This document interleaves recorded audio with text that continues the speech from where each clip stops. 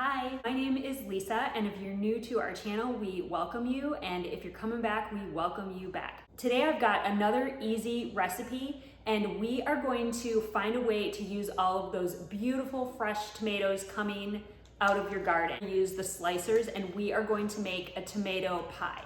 Now, because I follow a Mediterranean diet, I am going to make a crust with no butter using olive oil instead. This is absolutely delicious, and I know you're gonna love it. And it's gonna be gluten-free. Isn't this the cutest little food processor you've ever seen? My mom bought this for me, and I love the color of it. You can use a food processor, or you can use a blender to make this crust. Gonna start by adding 1 cup of oats into my food processor. And to that, I am going to add a 1/2 cup of almond flour. To that, I'm gonna add 1/4 teaspoon of salt, 1/4 teaspoon of onion powder, and 1/4 teaspoon of garlic powder. So that is going to be the base of our crust. The reason that we're using a food processor is just to get those oats blended up so we can get a fine crumb to make this crust. And next I'm gonna pour this all into a medium bowl. And to that bowl, I'm just going to add about a little over 1/4 cup of olive oil. Whenever I'm talking about using olive oil in a recipe, I'm always referring to extra virgin olive oil. I'm gonna stir that in. And I just want the olive oil mixed into my crust because I'm gonna just press this into the pie pan. You just want it to kind of look something like this. Once you've got it looking like this, add 1 egg and just press the crust down into that pie plate. And now this crust is going to go into a 325 preheated oven for about 20 minutes. I'm gonna check on it after 15 minutes, but this is just pre-baking the crust, and then we're gonna get the ingredients for our filling together. For my filling, I'm going to use 4 ounces of Good Culture cottage cheese. You could use Good Culture or you could use Daisy. I'm specifying using either Good Culture or Daisy cottage cheese because those particular brands don't have any of the extra additives and thickeners in them, like guar gum and tapioca starch and things like that. And 4 ounces is about 1/4 of one of these containers. So I've got a 16-ounce container here, so 1/4 of that would be 4 ounces. Next, I'm adding in 1/2 cup or 4 ounces of feta. So I put that right in with my cottage cheese, and I'm doing this again in my food processor. Since I'm not putting mayonnaise in this recipe, I am adding an egg. So let's see how good my skills are to crack an egg in here without, ooh, look at that. No shell in there, one-handed egg crack, because I've got the camera in my other hand. That's talent, my friends.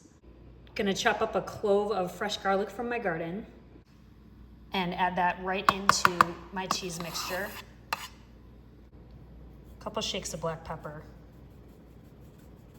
I've really been enjoying spice lately, so I'm gonna add some red pepper flakes into this. If you don't wanna add a kick to it, just leave it out.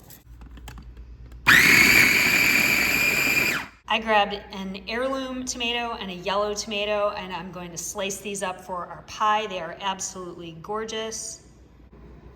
Just get the tops off.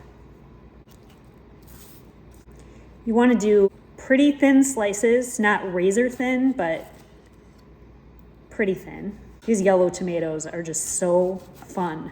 This is the first year that I've grown these. I will definitely be growing these again. I love the variety of the colors. I don't remember this tomato variety, but look at how gorgeous it is. Need 1 more tomato, so I grabbed this one. It's an orange. It looks like a perfect sunset color. It's really, really beautiful. So there are our beautiful tomatoes for the pie. We've got an orange, a red, and a yellow variety. Now I'm just going to take a paper towel and blot off some of the excess moisture.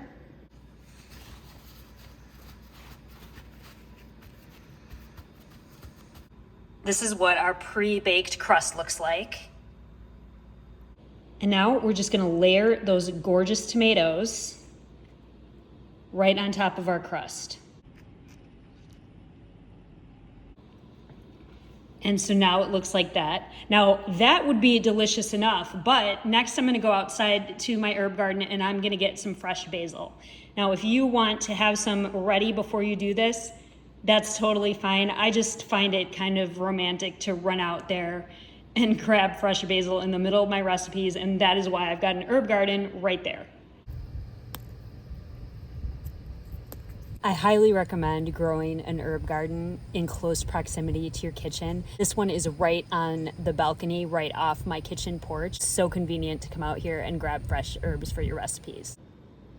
And then I'm just gonna place those basil leaves right on top of these beautiful tomatoes, just wherever I want them. I just love how delicious and fresh this looks and smells. You can use as much or as little basil as you would like. There it is. And now we're gonna cover up this beautiful site with the filling. Now we're just going to take that beautiful filling that we made and just put it right on top of the tomatoes. It's a very nice consistency.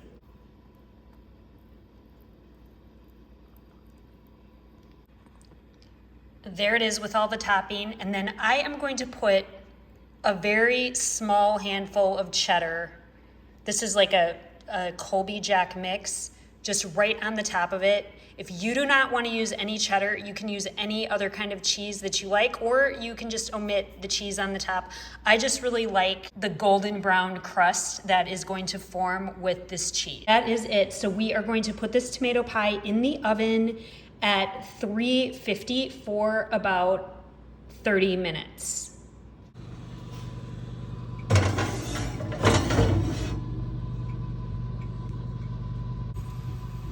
Hello, beautiful. Look at how gorgeous our tomato pie turned out. There is our absolutely gorgeous olive oil crust tomato pie with those beautiful garden tomatoes and our cottage cheese and feta filling. And I cannot wait to dig into this. I know it's gonna be delicious, and I really hope you try this recipe. If you do, please come back here and let me know how you liked it.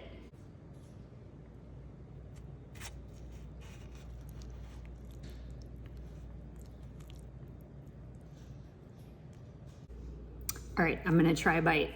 It smells amazing.